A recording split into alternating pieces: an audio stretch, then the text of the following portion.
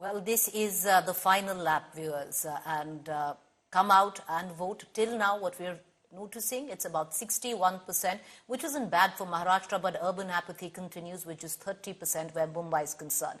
Let's cut across to my colleagues who are joining me this evening from Worli.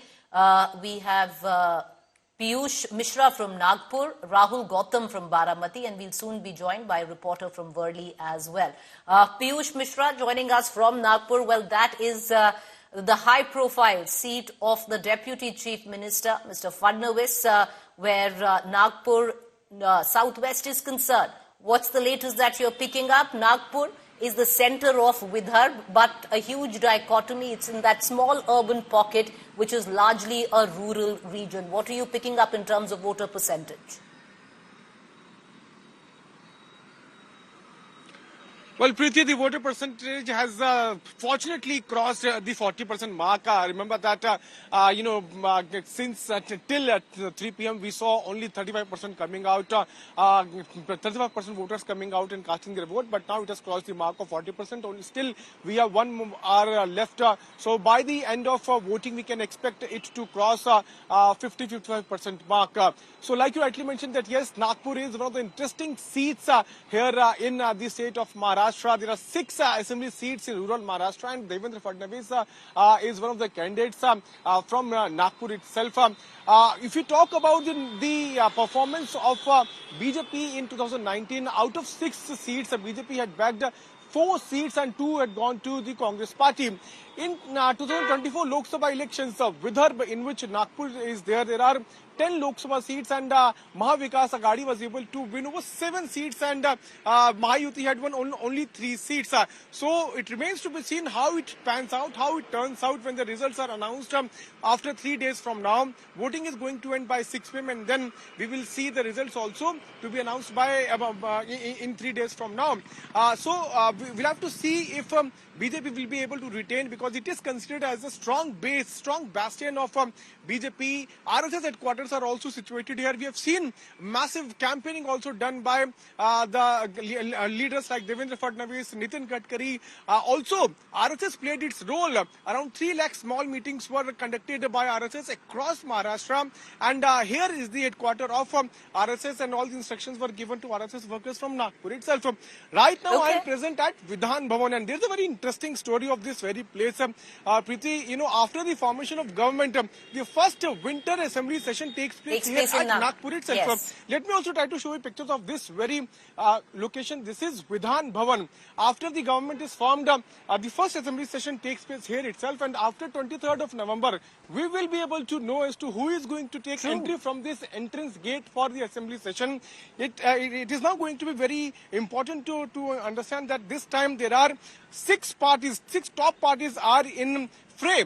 Last time there were only 4 parties, Congress, Shiv Sena, and then NCP and BJP, but this time 6 parties, 2 different factions of Shiv Sena and NCP. We'll have to see how people are going to deliver their judgment, and that will be decided only on 23rd of November, and after that we will see the government. Well, you're right there. The first session will take place right behind where Piyush Mishra is standing, and it's very interesting, viewers, because you must have heard it too many times by now that there are 6 regions in Maharashtra, and it's practically 6 elections being fought where one state comes into question. Where Piyush Mishra is standing is the Vidarbha region. Nagpur is the nerve center of Vidarbha region, but like I pointed out, a huge dichotomy between the urban-rural belts in Vidarbha. And right now, as Piyush Mishra pointed out, voting percentage a little over 45% where Nagpur is concerned. And, right, the remotest corners of Vidarbha has actually recorded the highest voting percentage till now, which is over 60%. 61% is what Gadchiroli, the proverbial Naxal belt of Maharashtra, has recorded. We're going to continue to cut across that from one region, which is Vidarbha, which is technically known as the swing region in this election. Who takes Vidarbha, possibly, takes Maharashtra.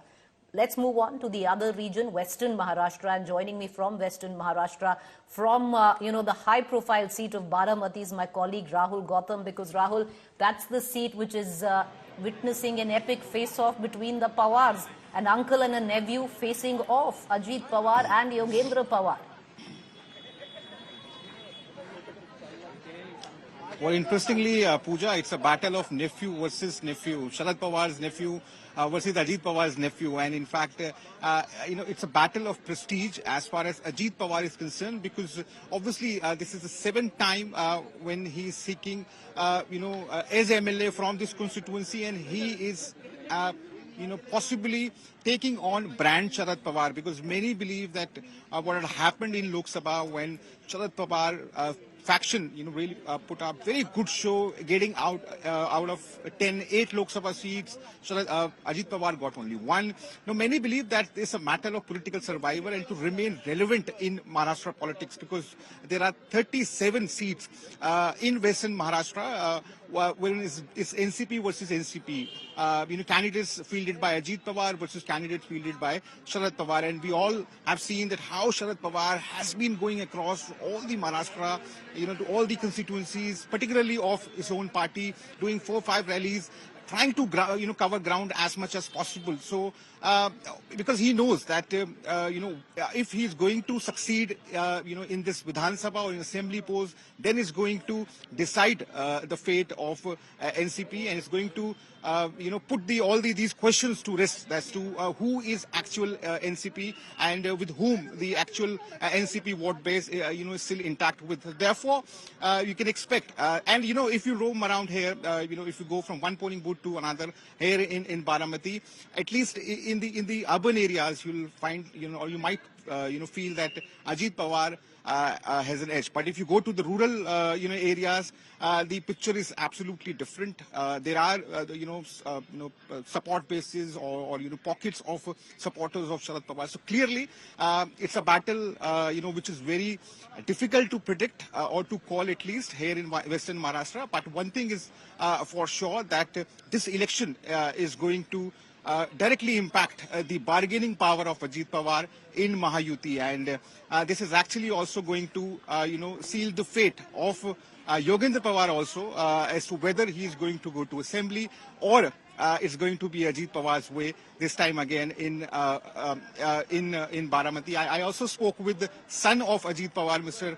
Jai Ajit Pawar, and he said that people had pre-decided that they're going to vote for Supriya Sule in Lok Sabha, but in assembly they're going to support Ajit Pawar. So clearly, the voters are divided, support base is divided, and Ajit Pawar is leaving no stone unturned.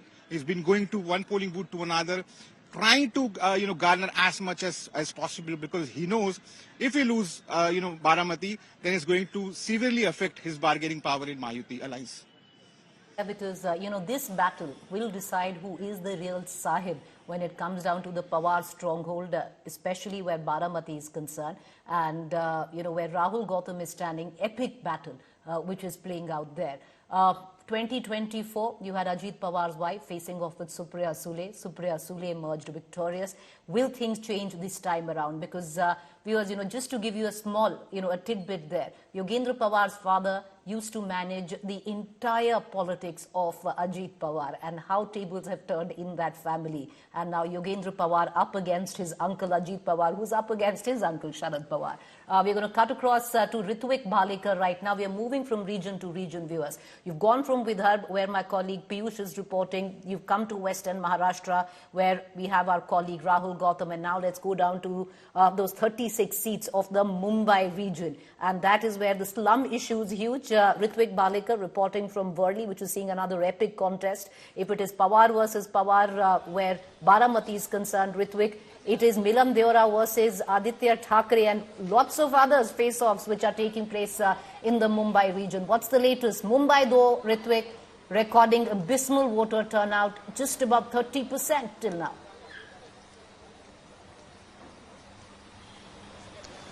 Yes, absolutely. Looking at the pattern of Lok Sabha elections recently held, what we can say is that Mumbai can twist the whole scenario in this Maharashtra Assembly elections, because 36 total seats from Mumbai.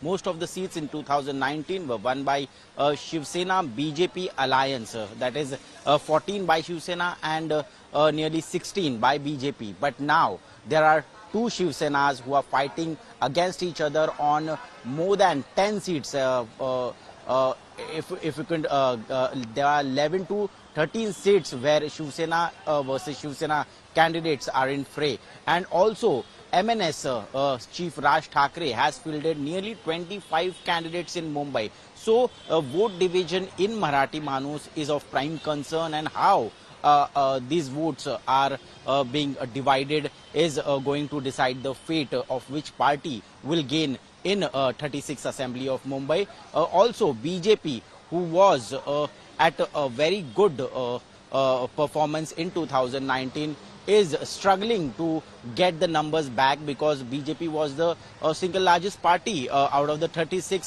seats in Mumbai. But now that in Lok Sabha Assembly we saw how MVA, especially UBT Sena, got an edge and BJP had to suffer, and they just managed to win only one seat of Piyush Goyal in the last Lok Sabha election. So this time we really need to see that if Shinde Sena faction votes are transferred to BJP, the way BJP's votes are being transferred to Shinde Sena. So how is it going to help whom is going to decide the fate not just of Mumbai but also in Maharashtra, because 36 seats are the major chunk of the total 288 seats, and also the upcoming BMC elections are it is speculated that it will be held at around February in the next year. But before that, we need to see that will Shiv Sena will hold its bastion of Mumbai, or Shinde Sena will dent into it, MNS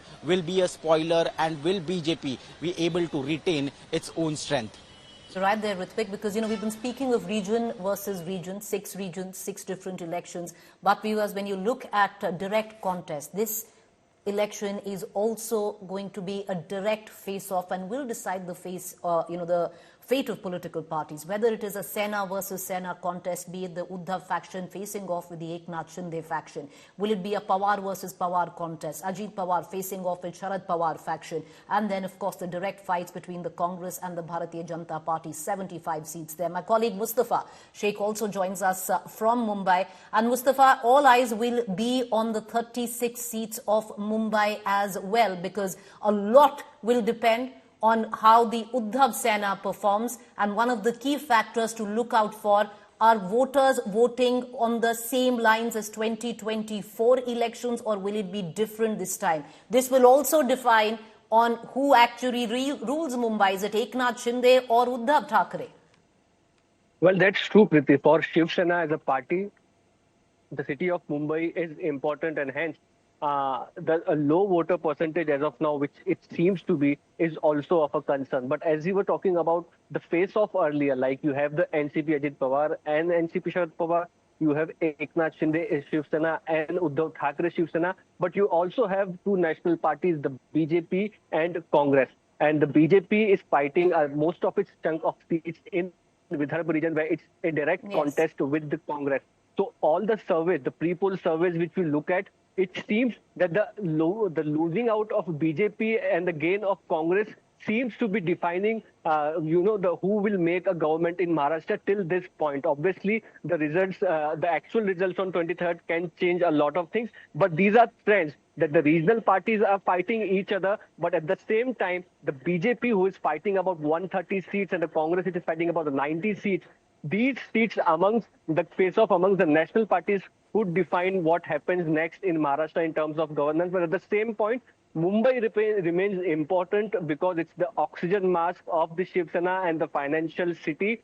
As Ritvik was saying earlier, that this voting patterns and trends and the winners of the assembly elections will be important, as in February next year, the BMC elections are due. And we know there's a big budget of the Mumbai Municipal Corporation, and every party wants that they should have their mayor in that chair. Back to you. All right, appreciate you joining us, Mustafa, and our reporters. We're going to come back to them. It's the final hour when voting continues. Viewers, once again, if you haven't cast your vote right now and you're in Maharashtra, go out and vote, especially Mumbai, which is seeing a dismal voting percentage of 30%. Go out and cast your franchise, exercise it.